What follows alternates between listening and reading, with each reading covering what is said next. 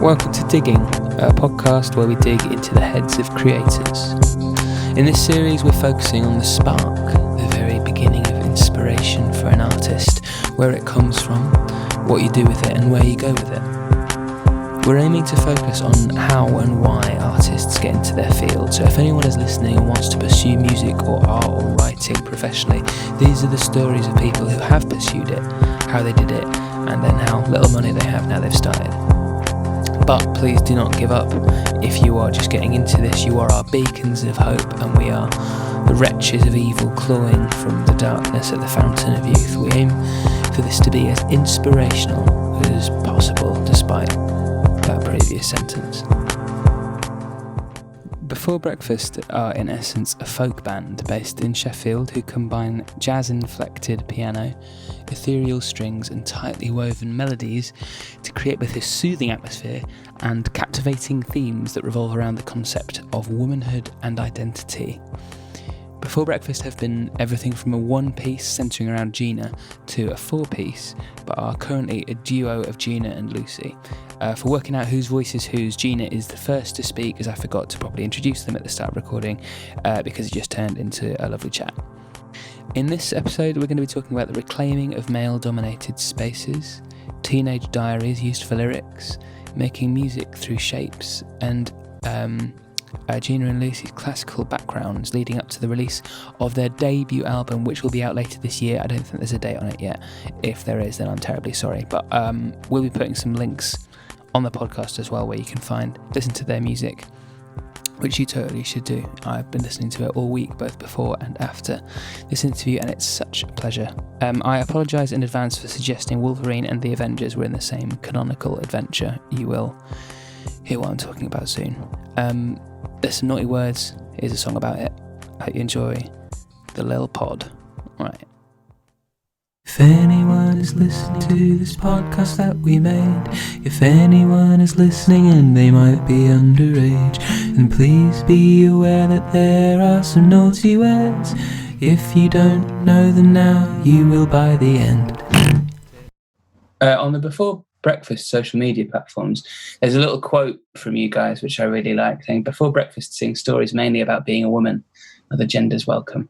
I really like that. Does it inform your guys' writing at all, or how big a part does gender play in your writing?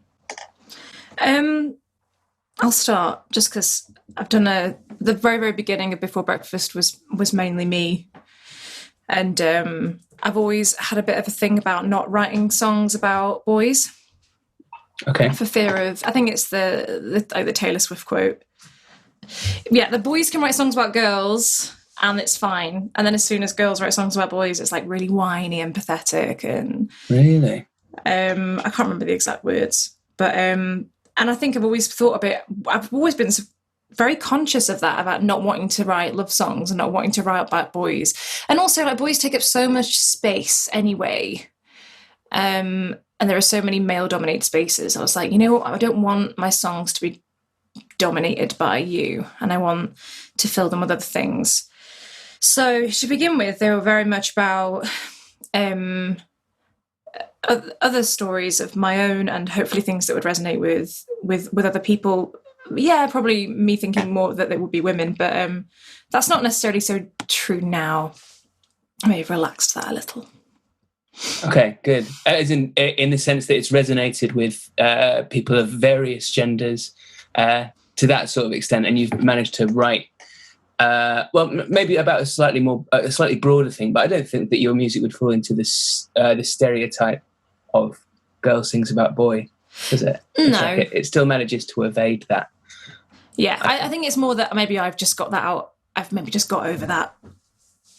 Sort of like. But it's always an interesting place to start, right? It's like as soon as you sort of like give yourself a rule, I always tend to find as soon as you give yourself a rule when you're songwriting, the rest of your brain is trying to break it. The rest of your brain is trying to go, but I don't want to do that anymore because that's too restrictive. But then there's quite a lot of fun in being a little restrictive, and it gives you a little direction as well sometimes. Yeah, true. A boring question, and I apologise in advance, but how and why did you guys get started? I mean, Jeannie, you've already just said that the music, it was sort of born from almost a solo project, I guess, but separately and then together? How did it all come about as before breakfast? Me and Gina lived together for like 7 years. Is that an exaggeration? Nope. 6, 7. 7. And most of that time it was just me and Gina, and I was working as a cellist on various things, and Gina was a singer on things. And we went to uni together, we did music together, but we didn't really become friends properly till after uni. And it just didn't occur to either of us that we would ever combine the most obvious thing that we could combine, music. And I would hear Gina singing and stuff, and she'd hear me play the cello. We just never, ever did it at the same time, apart from maybe when we were drunk. And then Gina... Oh, the most beautiful relationship of all. Yeah, exactly. You know, I think I gave you a cello lesson once, Gina. Yes, you did. Yeah, you could have been good. A drunken cello lesson? I don't know. I don't think it was. I think it was a very serious grade lesson. 1 in about half an hour. It was quite good. Were you guys both? So you guys both studied music at uni. What were you doing before uni that got you into it? Because are you both classically trained? Yeah. I don't even know what the word classically trained is. I just get an image of sitting in like a dusty old room while my nan shouts at me. But you guys were classically trained in cello and vocalizing, singing. I literally forgot the word singing. Singing.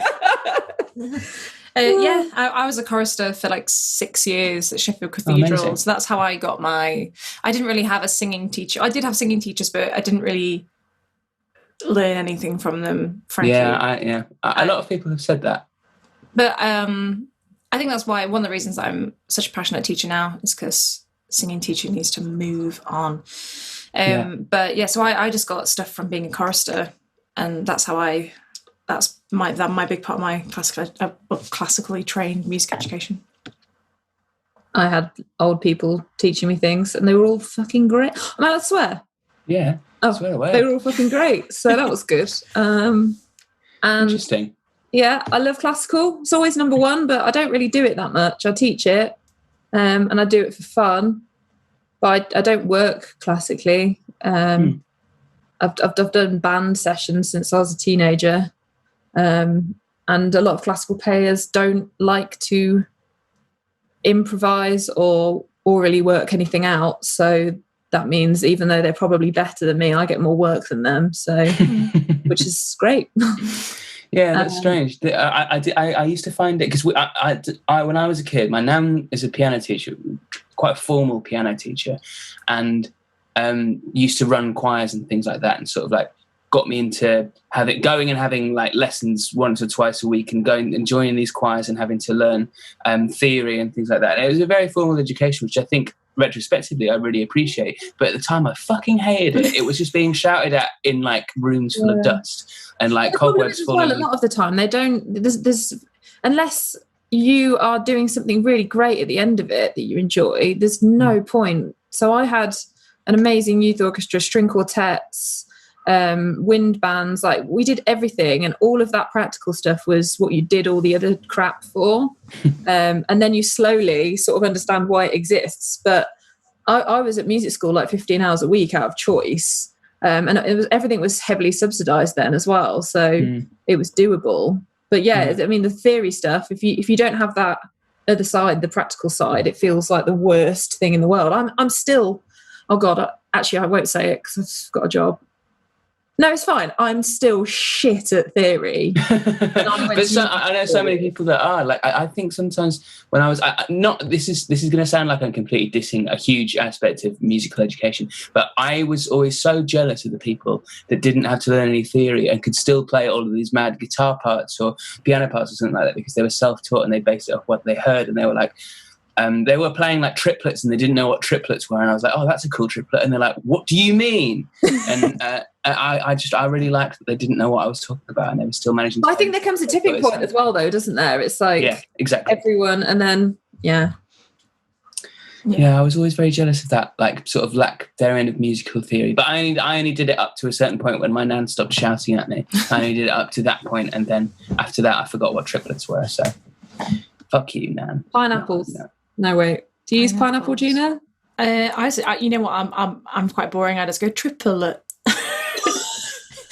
Oh, you put an in triplet. Triplet. Have I got a triplet? What's that? Wait, what's that? It's pineapple. You have to go pineapple like that. So that would be like triplet, ta. Oh, you've got diagrams. I've got some behind me as well. Should we do a little? Oh, amazing. I mean, this is going to be a podcast rather than like a video podcast. It's fine. Well, you can describe what you're doing. What was that thing that you just had there? I don't know. It's got an official sciencey name. The balls that get bigger and smaller. Maybe a sound effect. I can't even begin to describe it. It looks like 20 spiders attached by their feet, and they're all really colourful. The dog has eaten bits of it. I forgot what they're like called, because when you throw them, they get bigger. They're like kids' toys, but they're good for visual, for breathing, for kids. I see. Yeah. There you go. Well, everyone's really going to be good. This is all staying in. Did we finish saying why we play together? I don't know. No, we just got onto the start of that. So, well, at the moment, we got the origin story. We got Wolverine Origins, and then now we're sort of like moving on to the first Avengers sequel or something. So we're about there. Pick it up from there. Well, best mates, and I think if we lived together, it was convenient. Also, we've managed to live together as best friends for 7 years. I think we could manage being a band together as well. Although that has tipped us over towards the edge sometimes. Sorry, I didn't hear what you said. Friendship or musicality? Well, I think because just the project as a whole, there have been moments that have been quite intense. Oh, so intense. Yeah. But like it's easier now, it's 2 actually. Yeah, it's way easier. No offense, Annie and Deb. But that's the thing. It's like, it's because it's such a thing, it's a thing that you guys are so passionate about. There's always going to be this heightened form of emotion, right? It's like, it's almost like you're all carrying each other through therapy sessions a lot of the time. Well, considering, it's like you've asked, well, everything from the beginning, and basically most of it now, it's Gina's people refer to Gina as the genius, and then like to me all the time they're like, oh, she's such a genius, isn't she a superstar? God, your lead singer is a superstar. And they wouldn't, sometimes people don't even comment, like just to throw me a bone. And it used to like be pretty, and I would always get the second probably most compliments out of the 4 of us. So if I felt like that, sometimes you think, Christ. But at the same time, I don't know how to do all that other shit, and it doesn't bother me at all anymore. What other shit? One of my questions was not going to be, how does it feel to be the Robin to Gina's Batman? By the way, I was not going to ask that. I feel very uncomfortable I do feel uncomfortable with it. It's weird. With the Genius label. I mean, I don't know how that sounds, saying that yourself, that I feel a little uncomfortable with the Genius label is a great way to start a chapter of an autobiography. However. Yeah, exactly. No, oh God, no, it is weird. I think it's because you get up on stage and you sing by waving your arms around a bit and touching your body a little bit in a weird way, and everyone goes, oh, that's interesting. Genius. Yeah. Nah, it's not a nice feeling to hear your best mate feel weird about that stuff. Like the thing about what it used to be for me was I was classically trained, as we've said, and I'd go out and do an 80-minute cello recital and everybody's looking at me because there's nowhere else to look. And you do that for 15 years, and then suddenly you're a backing person, not in this band, but in all these other bands that I've worked for. And that was always, fairly normal. And then I think what I realised was I wasn't doing anything that was entirely mine. Whereas, the balance has changed over the years with Before Breakfast. It was very much Gina providing everything musical, and, well, that's not fair, but it's just the balance has changed. It's a bit easier now. And also I just don't care in the same way. I think I was worried about losing my sort of self. I was worried that I'm trying to push myself down to make sure it's appropriate for everyone else in the band. And actually that was probably the wrong thing to do. So I was always fighting with like my inner, oh my God, sorry, a blue tit flew in earlier. And I'm on high alert because now a sparrow's like looking a bit. It's fine. Really? It was really stressful. How many entrances have you got? How many windows have you got? Three windows. They've come in. Oh, I'm going to have to close the door. Sorry. I'm going to focus in a little bit more on Birds. Birds. Unwanted visitors. No, on I guess like craft, songwriting, and things like that. Because I think it's really interesting to hear where if there are some young people listening to this who would like want to know how to get into music and involved in music and starting bands and things like that. I think you guys have discussed that, but say you get to a point and you've got a blank page and you want to be able to create something. Where do you guys go from a blank page? Do you have how do your songs appear to you, and do you have rules for creating? How do the pieces of music begin? I've got myself in a bit of a rut in that I always just sit down at the piano and mess around with shapes and colours and chord progressions, and what do you mean by shapes and colours? That's I try not, because I've always had a complex about songs having to be complicated. I was in a band a few years ago with an incredible songwriter and a PhD jazz guy, and I just felt so inferior, and it did nothing for my self-confidence and progression. It took me years and years to try and write again. And then when I finally did it, it was the start of Before Breakfast. But I've always been like, oh no, you can't just use 3 chords. That's too simple. They'll laugh at you. Like you can't just play the bass note in the left hand of your piano because that's not complicated enough. And I've always had that in the back of my mind, and I'm getting over it. So now I think I've always kind of approached the piano and think, don't get bogged down in key signatures so much, and don't worry if it's not fancy or super clever. So try and just sometimes just like put my hand down and see what happens. In a similar boat to you, when I was first starting to write music, it was with people who were probably into the proggier version of things. There was you'd sort of like try and fit as many notes as you could into a bar and play as many blast beats as you could on the drums and try and kind of just make as much noise as possible, and then stop and try and wait for applause from your parents. And it rarely worked out like that, because there'd usually just be a sort of like dull, sad silence at the end of it. But the older I get, the more music I write, the simpler my music becomes, I think.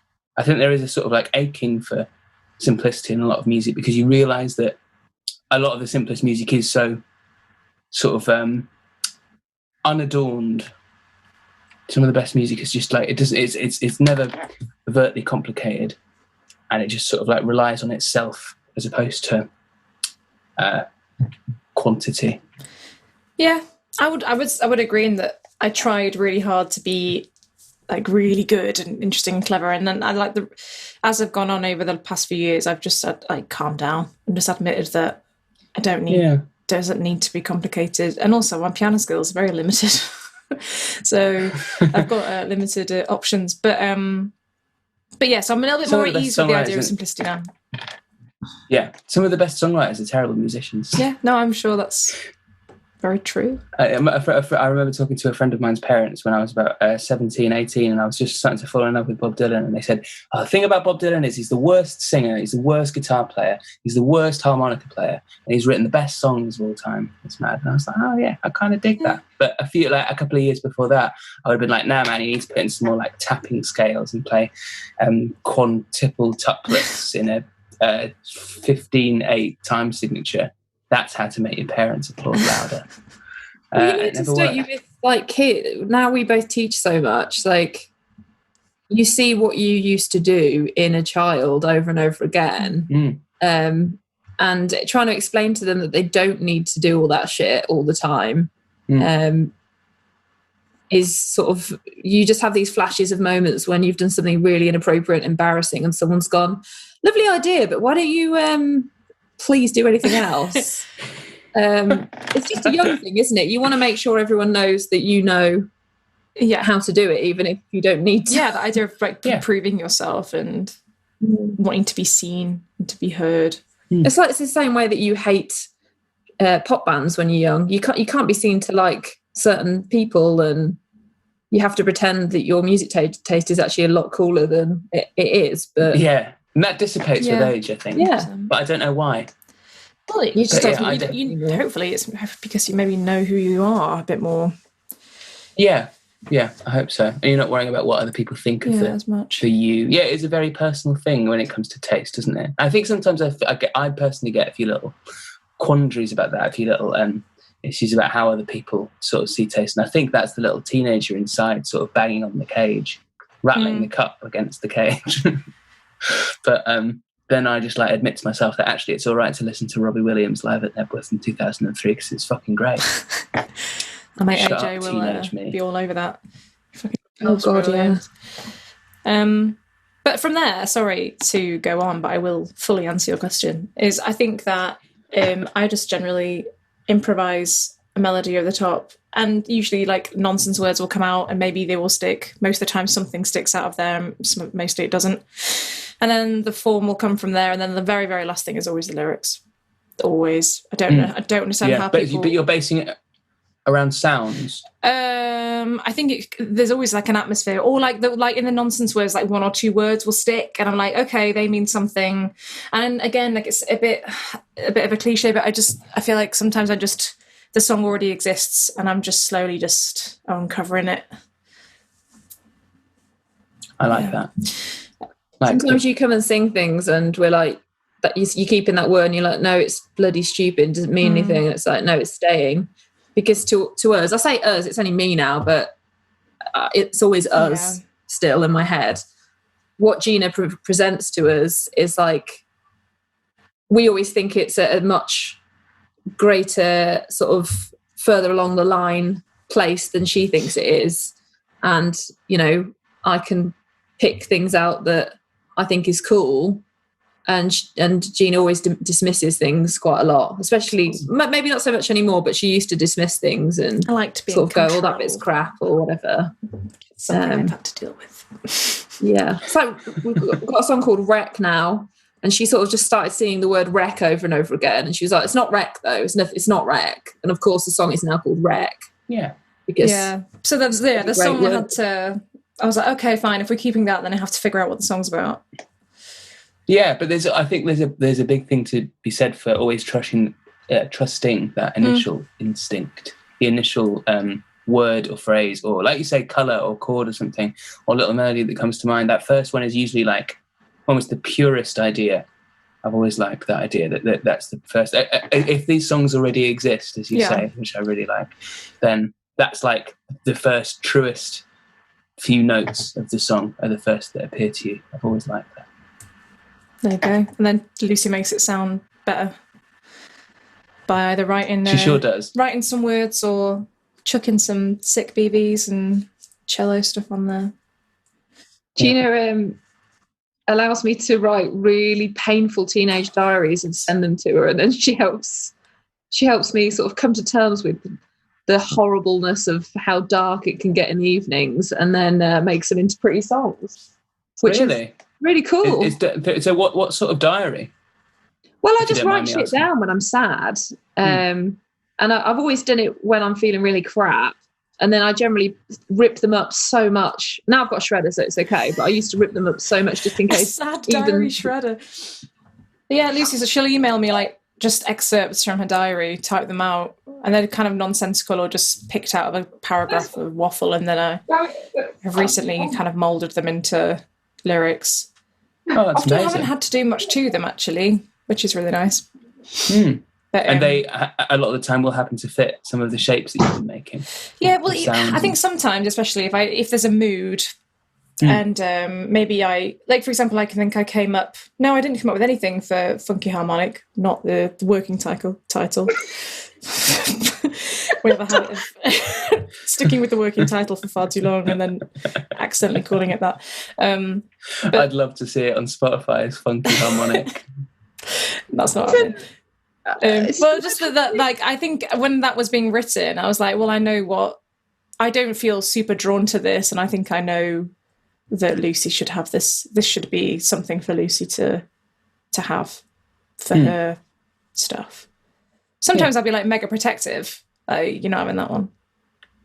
You used to be mad protective of everything. You'd like one of us would play something, and she's like, "No, that's not. And we've had some really, really tense conversations about my control issues.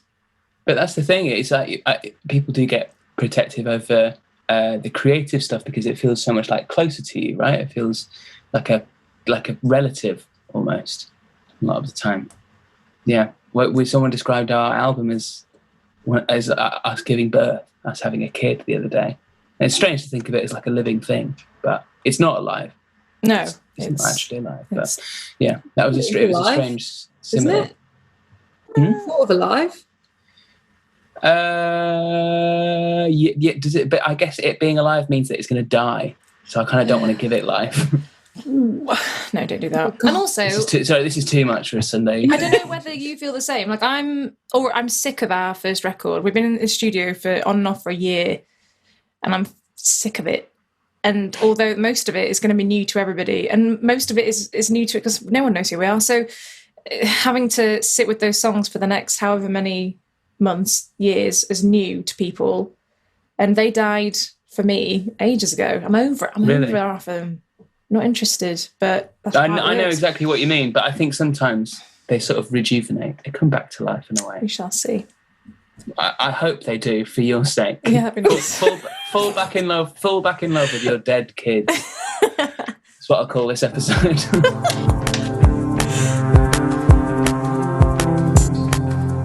Apologies for the crude ending. We're all much lovelier than that final sentiment implies. Before Breakfast can be heard on Spotify, Apple Music. Check out their Sofa Sounds on YouTube, and their debut album should be out later this year, and Google them. That's what I did, and there's plenty of resources online. And Twitter, they're posting bird pictures on Twitter as well. Also useful for fans of an avian persuasion. If anyone has any artist or writer or creator they'd like me to get in touch with, within reason, let me know and I'll try. Just on Facebook or something to get in touch with the band. I've got my email game down to a T now in lockdown. I politely robbed a bank last week by email just by using yours instead of cheers at the end of the email. That's us for this week. Pow pow. Keep on rocking. Hot socks. I just made that up, but I'm going to use that one again. Keep rocking, hot socks.